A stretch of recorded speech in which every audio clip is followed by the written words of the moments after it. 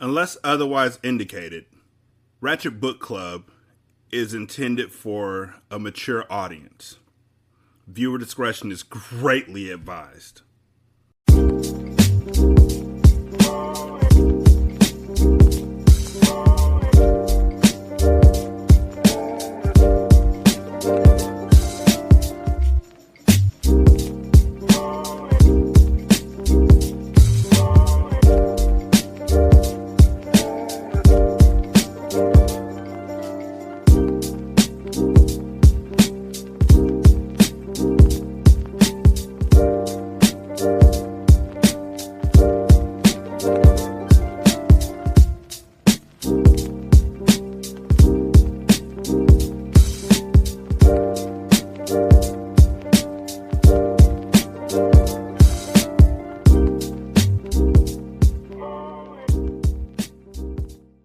Welcome to Ratchet Book Club, where we read hood classics and good classics. I'm Derek. 916-633-1537, ratchetandratchet@gmail.com, Ratchet Book Club on Twitter. Leave a review on Podchaser, iTunes, somewhere. Just leave a review. I deserve them. Last time we had a 45-minute episode or a 45-minute chapter. It was about a officer that I really hated and a book that I really couldn't stand. And so since this book is so early into it, I don't think this is going to be that same thing. But I'm already cross-eyed at Polo. Already am sick of calling Carter Young Carter. It sounds like a rapper's name. I feel like taking the O out of it and just making it Young Carter. Also, now that I say Young Carter, I close my eyes and picture him looking like Lil Wayne. Yeah, it's a thing. Leave reviews. Let your friends know about the show. I deserve it. I'm really good at this. Chapter 4. We don't know who this quote is from because honestly, they were willing to murk women, children, husbands, the good, the bad, and the ugly. It didn't matter. Anybody could get it if the price was right. Unknown. See, told you. They're not even trying anymore. They're just like, we don't want to mess up like we did in the last chapter where we attributed something to Polo that Terrence said. Carter flipped through the different denominations of bills as he diligently counted the cash that he had just acquired from his flip. After the drama he had experienced during his father's funeral, the business he handled in Atlanta made the trip better for him. He would now leave the dirty South $180,000 richer. This was definitely worth the trip, he thought to himself as he admired the hood riches that lay scattered across the hotel bed. He put the bills in $10,000 stacks and wrapped rubber bands around each one to keep the money organized. He counted the cash a second time to verify that his money was on point. He was thorough when it came to his paper. It was the one thing he knew he could depend on. Money was his first and only love. Getting money came first in any situation, and he was determined to keep his pockets fed. Oh yeah, now we're starting to step into the urban shit. Okay, cool. I mean, in the writing style. The book's been urban, but now we're starting to get to where I wanted. This is my soup. A knock at the door interrupted his thought process, and out of habit, he grabbed his pistol from the nightstand and approached the door. He had been a bit paranoid from the events that had taken place the day before at the funeral, so he wanted to be as cautious as possible while he was in Miami. A nigga would never catch him slipping. He looked through the peephole and eased up when he noticed the distorted image of his father's right-hand man. Sliding the chain from the hotel door, he unlocked it and allowed Polo to enter the room. Here we go again. Polo shook his head as he looked at young Carter. It was still hard for him to get over the resemblance. Young Carter looked so much like his father, it was uncanny. It was a shame that the two men never got a chance to know each other. Can we talk? Polo asked, both hands tucked inside of his pants pockets. Yeah, come on in. Carter set his pistol down. You want a drink? Polo stepped inside. Nah, I'm good. He noticed how on point Carter was and thought to himself, like father, like son. Carter walked over to his bed and pulled the bedspread over the stacks of money to conceal his business. He then sat down and motioned for Polo to take a seat in the chair across from him. Wait, so he put the blanket over the money so folks can't see like this mountain of money or these stacks. Like, you can't just say you've been sleeping on a hard ass mattress, homie. Folks are gonna notice like lines of stacks of money bands, right? Oh no, maybe he's in a penthouse and you know, Polo was at the door and he was able to run back and cover up the money and nobody's gonna ask. And Polo's with the fucking cartel. I think he's seen 150,000 before. Was it 150,000? 180,000. I think he's seen 180,000 before. I don't think this is his first time at the rodeo, young Carter. I'm gonna stop saying it like that too, but I won't. He then sat down and motioned for Polo to take a seat in the chair across from him. I just came to see how long you were in town for. Polo knew that the Diamond family needed young Carter now more than ever. I'm ghost tomorrow. Ain't nothing here for me. Polo predicted this reaction from young Carter. My eyes squint up when I say young Carter. I can't help it. He didn't expect him to feel any sense of responsibility to his family. At first, it's not his fucking family, but he knew that if he could convince Carter to stay around long enough, the attachment would eventually grow.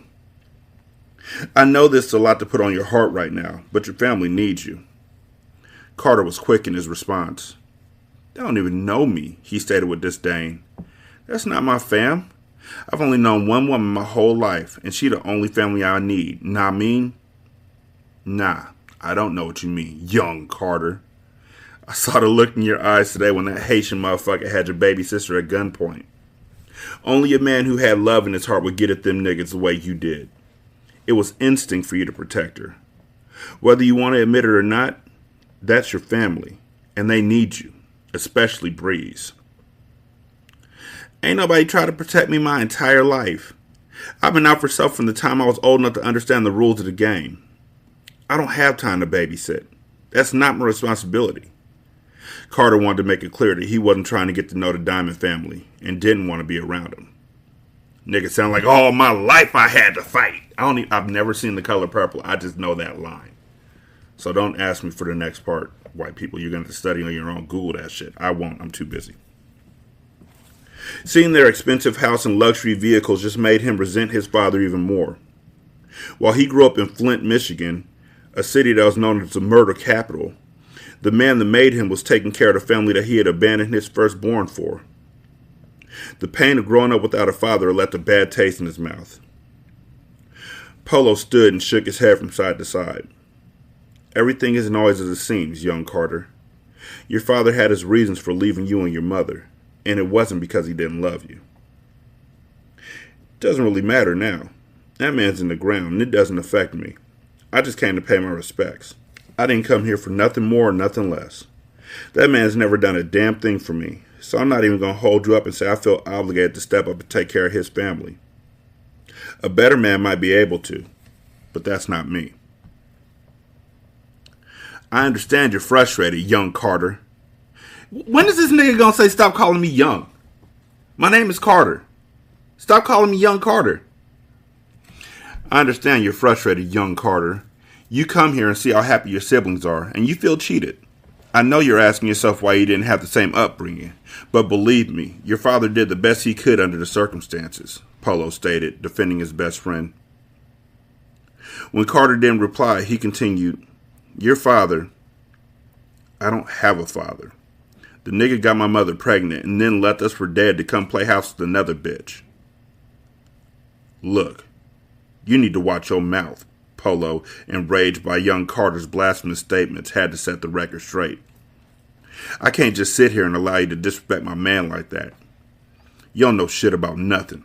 If it wasn't for your father, you and your mother would have been dead a long time ago. He had to leave you in order to protect you. Fuck is you talking about? Carter asked, hostility and anger in his tone. Polo could see that the young man's temper was beginning to flare up, and then remembered that young Carter had a valid reason to be upset. He took a deep breath and calmed himself down to de-escalate the situation. Look, young Carter, I'm not here to bump heads with you. As your father's best friend, I have nothing but respect for you. You have a misconception about the man that your pops was. I'm not saying that every decision he made regarding you and your mother was right, but he did the best that he could. Think about it, youngin'. Your mother worked as a CNA since you were young. She's bringing home 30 stacks a year at the most, but you grew up in a $200,000 house in the suburbs of Flint. Who you think purchased that house? Who paid those bills? Use your head, young fella. How many 14-year-old boys you know kept $1,000 a week in his pocket? When you graduated, you were pushing a limited edition Mercedes. Who you think copped that car for you? Let me tell you, it wasn't mommy. God damn. Carter got all this shit and didn't notice nothing. Like, how stupid, how selfish, what? Nigga, you're getting $1,000 a week, your mom's a CNA, and you ain't asking no questions? I mean, I understand CNAs get paid sometimes, I think. But, nigga, wait, what? Google. The average salary for a CNA in Michigan right now was $32,860. And, nigga, you pushing a Mercedes that costs $156,000? I don't even know how much a Mercedes costs because I'm scared to look. You got $1,000 in your pocket every week. Your family lives in you and your mama live in a $250,000 home in Michigan, homie, in Flint, Michigan. This ain't California. This ain't major leagues. This is Flint, Michigan. And I'm not trying to say that to diss Flint, Michigan. I'm just saying you shouldn't have to pay that much for a house unless you live in Ballin. And you never questioned it? I'm just saying. You never asked your mom, yo, why am I getting $1,000 a week? Is this nigga kicking down child support? And how am I getting this Benz? And how are we paying for this house? And how are we paying the bills? Polo's words were enough to silence Carter and make him think. His mother never told him about his father. She had never even talked about him and would explain their living situation by saying that she worked overtime, sometimes double time, to allow them to live the way they did. She often claimed to hit big at the casino or have the winning lotto number. She had given her son every excuse in the book to explain the extra income. All this time, my father was sending money back home to take care of me. Carter tried to wrap his mind around the fact that his father had never forgotten him. So, we doing this now? This what we doing? Like, yeah, single moms have the choice to never mention the father, yes. But the way that they're writing her right now makes her seem like, she's getting all this and yet she doesn't want to acknowledge him. Like, they're writing it like she's a bad person for doing it. When at the same time, daddy's a drug dealer. So maybe she just didn't want to bring him up because he's slanging. Also, this is the same fucking thing that happened in Shaft. Just going to point that out real quick. The new Shaft, the one with, well, not new, but the one that came out in 2019, where Shaft had to leave his kid behind because gang members were literally trying to kill him every fucking day. And so Shaft's baby mama didn't tell his kid about, it's a really misogynistic movie. I don't want to go into it. Your father never missed a beat in your life, son. You may not have gotten the chance to meet him, but he knew everything about you. It was nothing for him to fly in and out of Flint on the same day just so he could be at your Friday night football games. Remember that game you ran 300 yards against Southwestern? Carter nodded his head as he placed it in his hands. Yeah, I remember. Your father was there. I know he was there because he dragged my black ass with him every week. Every touchdown, every award assembly, your graduation, he was there for all of that. When you got into that trouble with the laws of juvenile, he made sure that case was thrown out.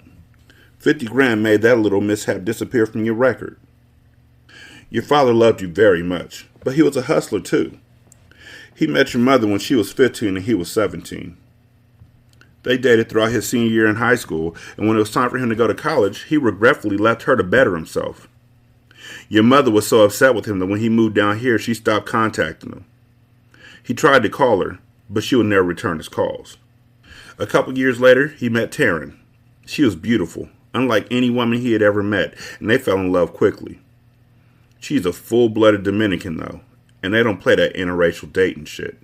He had to prove himself time and time again just to be with her.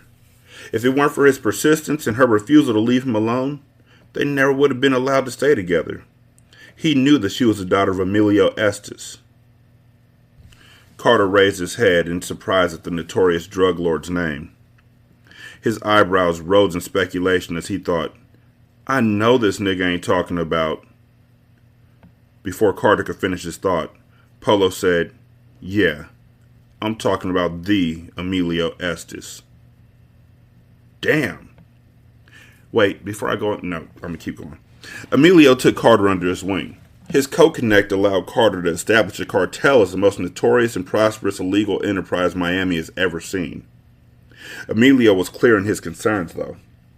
He told Carter that if he wanted to be with his daughter, then he would have to keep up the lifestyle she was accustomed to. Emilio told him that his family had to come first, and that if he ever disgraced his daughter in any way, it would be the death of him. So he deserted me and my mom's. He chose his family in Miami over me. Your father didn't even know about you until you were a young child. Your mother didn't even tell him that she was pregnant. When he found out, Taryn was pregnant with the twins, and if Emilio ever found out, you and your mother would have been put in direct danger. Here we go. Knowing that he could trust his wife, he told her about you and your mother. Although she was upset at first, he explained that he had never cheated on her. She agreed to never tell her father, and they sent your mother money to support you from that day forth. It pained him that he couldn't get to know you. He wanted to be a part of your life, but his connection with the Dominican Mafia prevented that from happening. You were his firstborn. You looked just like him. He loved you wholeheartedly. Yep, there it is. When he left for college, your mom was so mad that he left her behind that she didn't answer his calls no more. And she was pregnant, and she didn't tell him. She didn't tell him nothing. Meanwhile, we're flying in every single week to see you, and at no fucking moment did Carter walk up to you and say, hey, son, let me explain to you what's going on. Let me break it down to you real quick. Here's the whole thing. If he's jet setting and able to flip around the world and all that in a millisecond, if he's able to fly there with nothing, for nothing, if he's able to break 50,000 to get you out of jail and all this kind of stuff, he can't just pull you to the side for a second and be like, yo, I'm your pops. Here's what's happening. I understand that you're upset. I'm sorry. Confusion and anger took over Carter's body. Also, that whole shit kind of read for a second like the Trapped in the Closet series, and I didn't like that at all because fuck R. Kelly. Confusion and anger took over Carter's body. He didn't know if he should be relieved or enraged. It still doesn't make up for the years I spent never knowing him. I don't give a fuck what I'm facing. When I have a shorty, my seed gonna know who I am. I'm gonna be a man and take care of my family, no matter what the circumstances are. Money can't make up for the times he wasn't there. My mother couldn't teach me how to be a man. I turned to the streets for guidance. My father came to my games, but he wasn't the one who showed me how to throw the football. He never showed me how to grip a pistol. He ain't showed me shit. I had to learn all that shit off humbug on my own. Damn, these are all such cliches. Sending you money and supporting you from afar was the only thing he could do. That cash kept you fed and a roof over your head. Your mother didn't have to worry about shit. She chose to never spend the money on herself. She never had to work another day of her life if she didn't want to. He made sure of that. Polo looked in young Carter's eyes, trying to read him. The more I read Polo, the more I feel like I should be reading him like Weebay from The Wire and shit. It's weird. Carter stood up to signal that he was done with the conversation. It still don't matter. This ain't my home. And first thing tomorrow, I'm out. Polo stood as well. He shook his head in contempt. I hear you, but now you hear me. There's a war going on. Your little brothers and your baby sister need you right now. They weren't raised the way you were. They're spoiled, and they underestimate the seriousness of what's going on.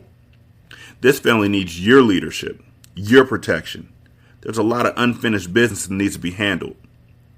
Your father's seat at the cartel is waiting to be filled. Carter's silence was enough to let Polo know that he was considering his options. He headed for the door. Before he left the room, he said, "There's a meeting tomorrow night at the Diamond House.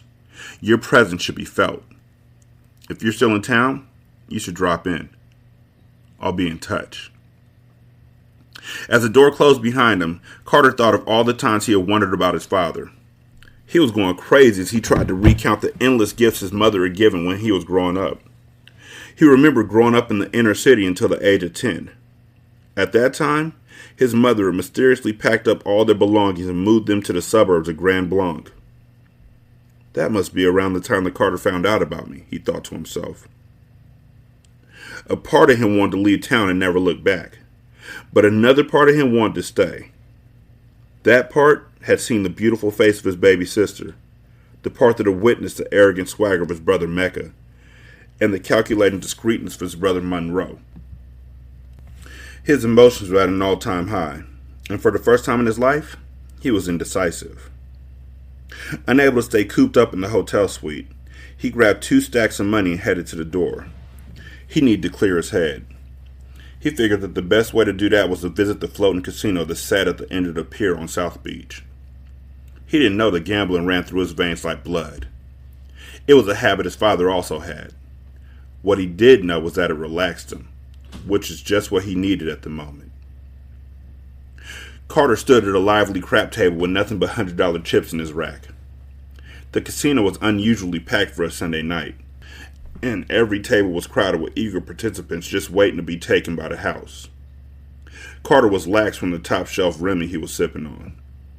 The liquor and the intense thrill of the game had calmed him down since his earlier encounter with Polo.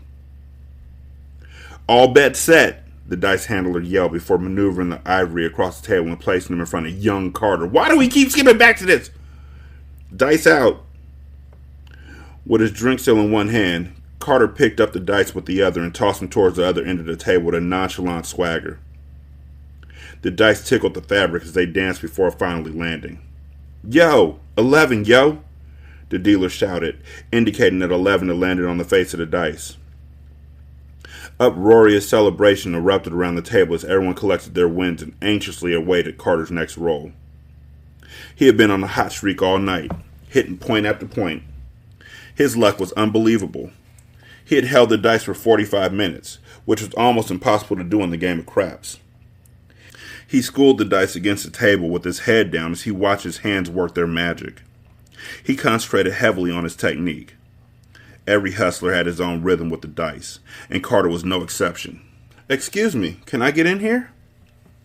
Hearing the feminine voice amongst a crowd of boisterous men caused Carter to look up. A brown-skinned girl with shoulder-length, almond-colored layers and hazel eyes squeezed into the empty rack next to him. He was so close to her that her sweet perfume played games with his senses, and he felt his manhood acknowledge her presence. He put the dice down as he watched her reach into her skin-tight 7 jeans and pull out a small wad of money. He waited for her to throw her cash on the table before he continued his roll. The dealer handed her $100 worth of chips, and she put them in her rack, arranging them by denomination. He smirked at her as she made a pattern with the different colored chips. It was rare that he saw a woman at the crap tables, and the one beside him had his full attention. The men around the table grew impatient, some of them clearing their throats to signal to Carter that he should pick up the dice. The young woman squirmed beside Carter, trying to find her place between the big men surrounding her. "My fault, baby," Carter stated. "Here, let's do it like this."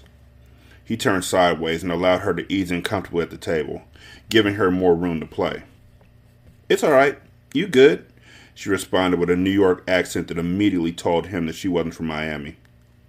She looked up at him and smiled as he stared down onto her 5'5" frame. Captivated by her presence, he made mental notes as he admired her wide hips, thin waist, and perfectly manicured fingers and toes. His intense focus caused her to blush. She layered chips on the table. "Can I get a $72 six?" Carter noticed a small tattoo on the backside of her wrist that read "Murder Mama." That immediately piqued his interest. She then pointed to the dice, reminding Carter that it was his roll. Carter tossed the dice at the end of the table. "Here go your 6, ma." "Hard 6, the dealer yelled. The girl jumped up and down and squealed with joy as if she had just won $1 million, and Carter couldn't help but chuckle at her enthusiasm. The man next to her was so in awe of the woman that he dropped her a $25 chip and winked at her, saying, "Lady Luck."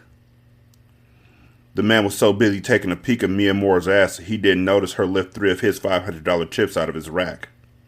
Mia Moore bent over and pretended to fix the strap on her stiletto, giving the man a nice view of her assets.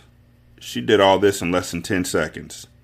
While everyone was busy collecting their money from the dealers, Mia Moore used the distraction to her advantage. When she stood, she gave the old man a half smile that seemed to light up the room. Carter shook his head with a smirk on his face as he watched the young woman's game. "What's so funny?" she asked with laughter in her voice as she looked up at him, one hand plastered to her hip, the other reaching onto the table to collect her cash. "Nothing, Ma. I'm just happy you won." Carter licked his full lips. "Okay," she stated playfully as she discreetly scanned his body. "What?" "Okay." As she discreetly scanning his body from head to toe.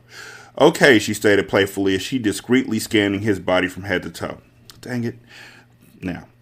"Okay," she stated playfully as she discreetly scanned his body from head to toe.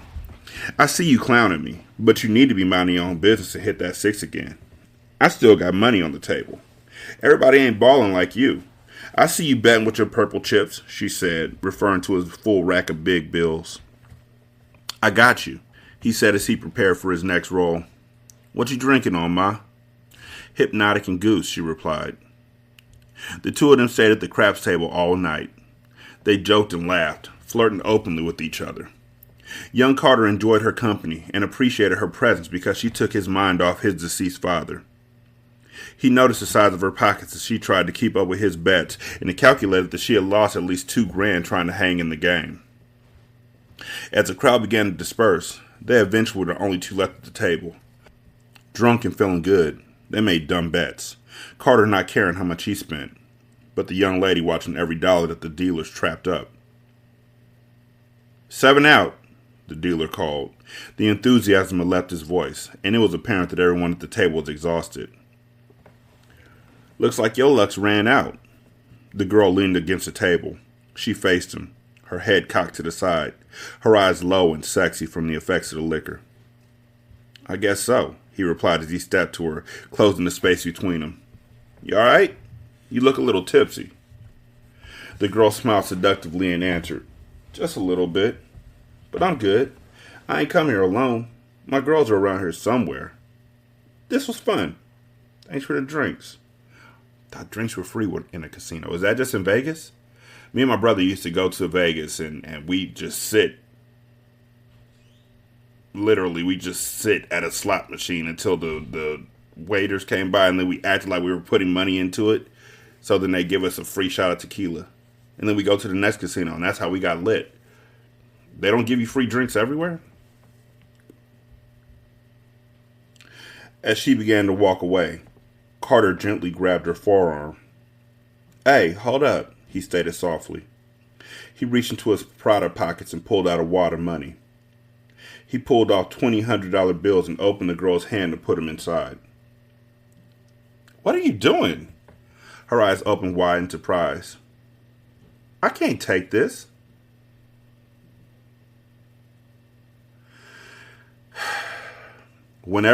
I feel like I should say this with a deeper voice, so y'all gonna have to give me a moment. "Whenever you're in my presence, everything's on me. That should make up for what you lost, even though it wasn't yours to begin with." He rubbed her hand before letting it go.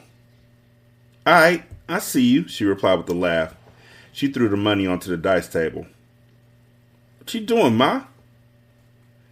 She put her hands to her lips as if to shush him, and then told the dealer to put it all on the field. She picked up the dice, tossed them down the table.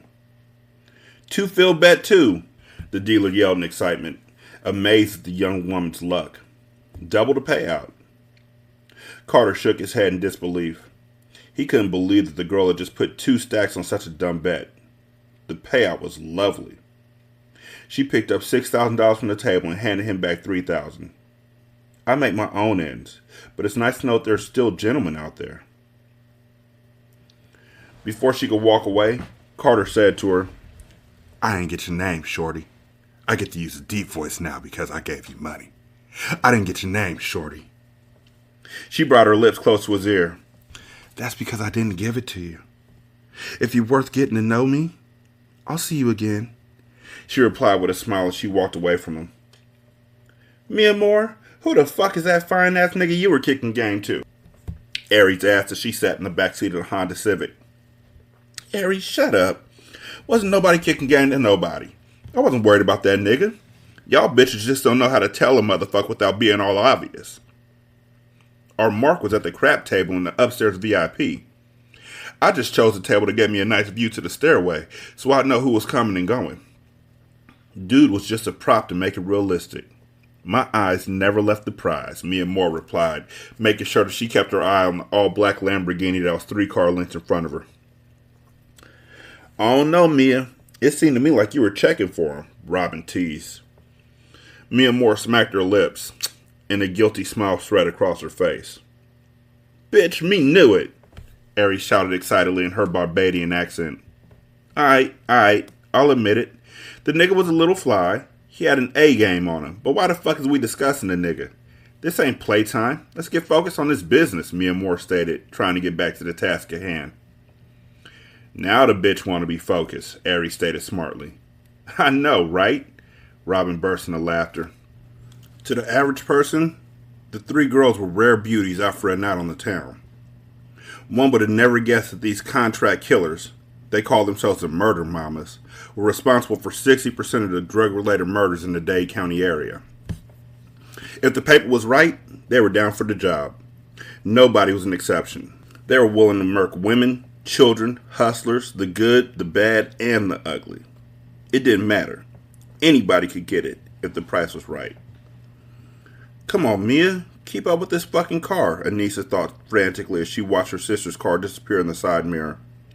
Her heart began to beat rapidly as she began to think of a way to buy her friends time to catch up. Mecca, can we stop at this gas station up here? She said in her sweetest tone. All those Long Islands are making me want to pee. She rubbed her left hand on his crotch. Mecca's dick immediately responded to her touch and began to stiffen as he looked at her fat ass, which was melting into his leather seats. Nah, we almost there. Just hold that shit. Come put those pretty lips to work, he said with a tone of authority that didn't leave her room to object. Anita looked in her mirror once again. Fuck, Mia, where are you? She unbuckled her seatbelt and leaned into Mecca's lap. She unzipped his pants and pulled out his throbbing dick. She was immediately aroused by the sight of his long thickness, which was a shade darker than his light skin, and was the prettiest thing she'd ever seen. Her mouth watered in anticipation.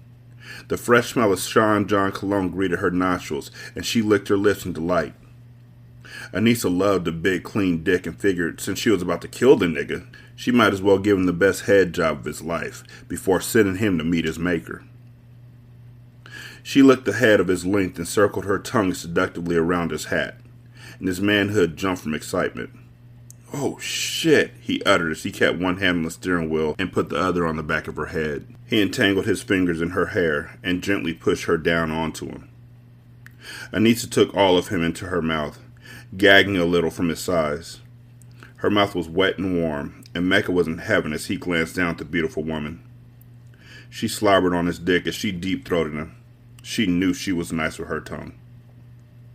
Not even 5 minutes had passed, and she felt the swell of his rod as he neared ejaculation. He closed his eyes and almost forgot he was driving as she slid her mouth down one last time, tickling the vein underneath his shaft on her way up. It was a wrap, as she sat up and watched Mecca come into an orgasm. Damn, baby, let's get you up to this room. A nigga needs some of that. Mecca slipped one of his fingers up her skirt, pushing her thong to the side and massaged her swollen clit. Anissa moaned as Mecca fingered her dripping pussy. He was working his fingers in and out of her like a dick, and she began to work her hips as she felt the pressure building between her legs. If this nigga can work his fingers like this, I know he can fuck good. I might have to fuck his sexy ass before I kill him. Anissa squirmed in her seat and continued to check her mirrors as she enjoyed the pleasure that Mecca was providing her. Mecca pulled into the parking lot of the Holiday Inn and hopped out of the car, leaving his car with the valet. He pulled out $100 bill and gave it to the valet. Take care of my car, he said. You fuck that up, I fuck you up. Understand? Yes, sir, the valet answered immediately. Mecca walked over to the passenger side and opened the door for Anissa. Thanks, she stated with a smile. She grabbed his hand and walked beside him. When they entered the hotel, Mecca checked into a regular room, using one of his many aliases. Butterflies circled in Anissa's stomach because she was sure that her girls had gotten lost in the sauce of Miami's nightlife traffic. It doesn't even matter, because once I slip this nigga this GHB pill, this motherfucker gonna be out for the count anyway. It'll give me enough time to let them know where I'm at, she thought as she reluctantly followed Mecca up to the 10th floor of the hotel. Where in the hell did they go? Robin asked in a panicked tone. I don't see them. Can you see the car? Nah, but you need to chill out. Now's not the time to start tripping. We've done this shit 1,000 times. Let's just stick to the plan. Anissa knows how to handle herself. We fucked up by losing her, but she'll contact us when she can, Mia Moore stated confidently. We don't know, Mia Moore. This job's on a whole nother level. What if she needs us? Aries asked. Mia Moore could feel the fear creeping into her team's heart.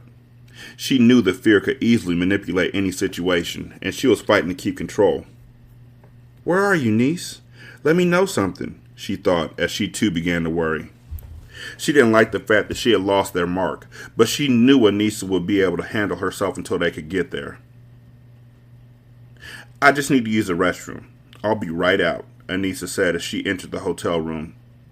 She quickly disappeared behind the safety of the bathroom door and locked it behind her. She sat on the toilet, her heart beating a mile a minute, and pulled out her two-way. She sent the text to her crew. I'm at the Holiday Inn on Biscayne Boulevard, room 1128. Then quickly put her phone in her purse and flushed the toilet for show.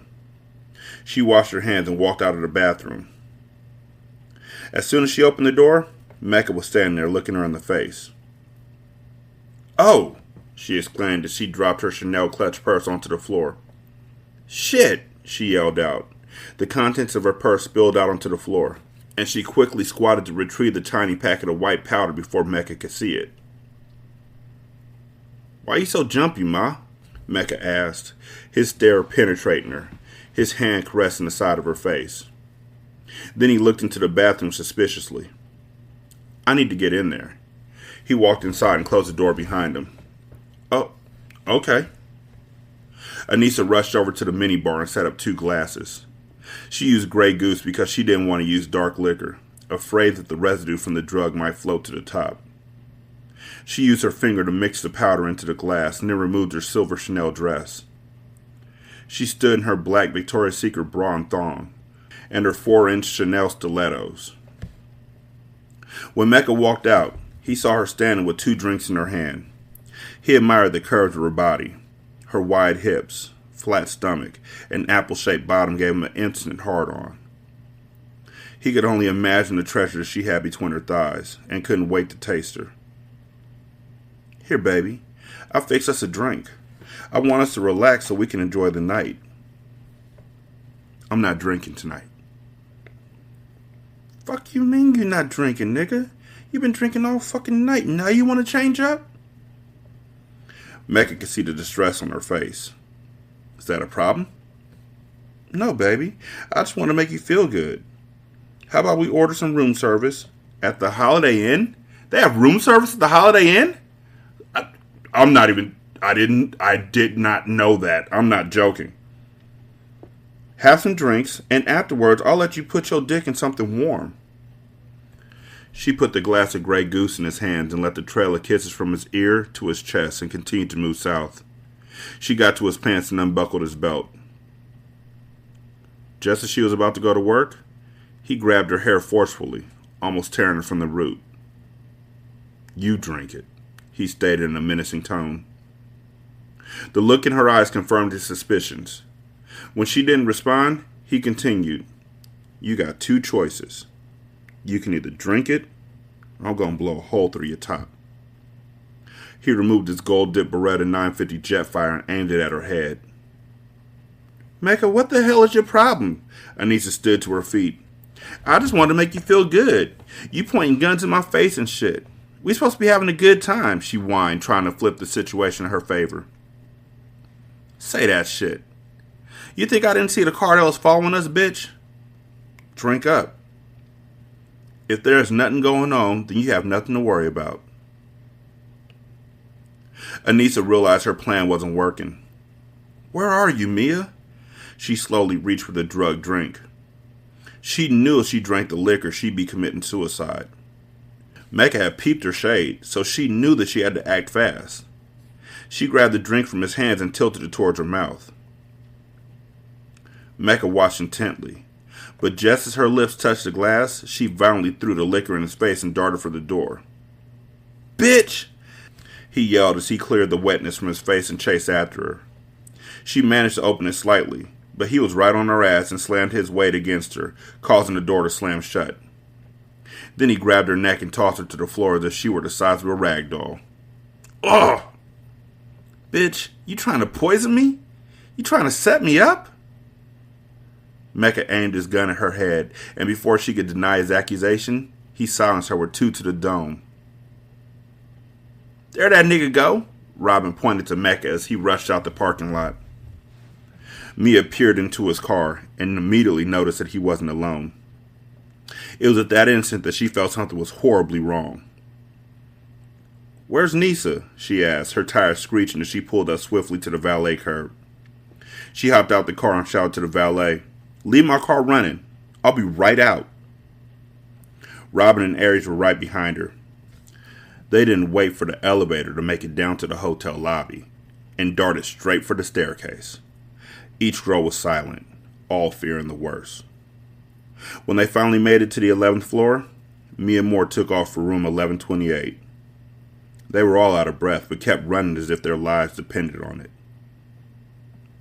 Mia noticed that the room door wasn't closed completely and pushed it open forcefully. "Nisa?" she called as she saw her sister lying in a small pool of blood. Tears immediately came to her eyes. "Oh my God!" Robin shouted when she saw her good friend's body on the floor. Aries was speechless as she watched Mia Moore kneel by her sister's side. "No, Nisa, wake up, baby. Don't do this to Nisa. Get up!"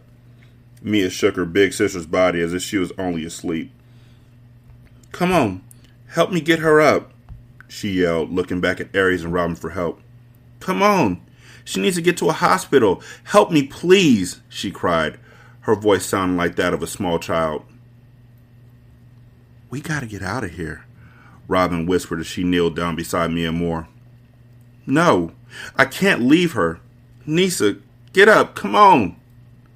"Mia, there's nothing we can do for her now. It's too late. She's gone," Robin said sadly. "She's gone."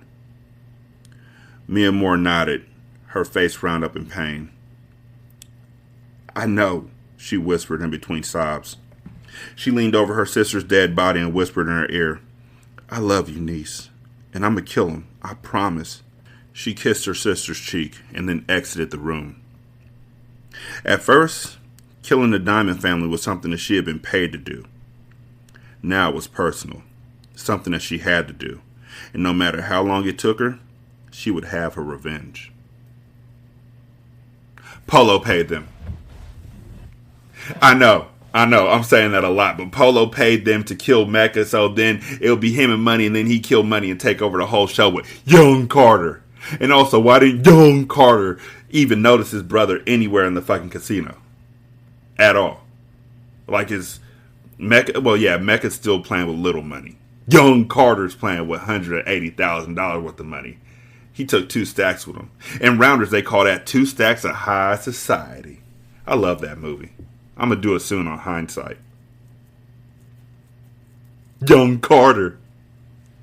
Thank y'all so much for listening. Please leave a review on Podchaser or on Apple Podcasts, on Stitcher. Just let me know where you left it at. I deserve reviews. Also, go to Patreon and become a member. Patreon.com/single simulcast. Help me buy more books at buymeacoffee.com/sscast. And you can leave an email at ratchetbookclub@gmail.com. You can follow me on Twitter at Ratchet Book Club. The voicemail number is 916-633-1537. Thank y'all so much. I mean, y'all could really leave a voicemail. I mean, y'all ain't got to be scared. Y'all act like them telemarketers who are calling y'all nationwide aren't calling from nationwide. Y'all act like y'all don't call your folks. You got a person who lives right up the street from you who still got their same phone from when they lived in another state, and you call that person every single day, and you don't worry about it at all. So you can call a 916 number. That's all I'm saying. Also, if you left a review for the show, you can also leave reviews for separate episodes. That's all I'm saying. That's what's up. Thank you so much for listening. I do greatly appreciate it. Y'all have a wonderful day. I'll holler at you later. Peace.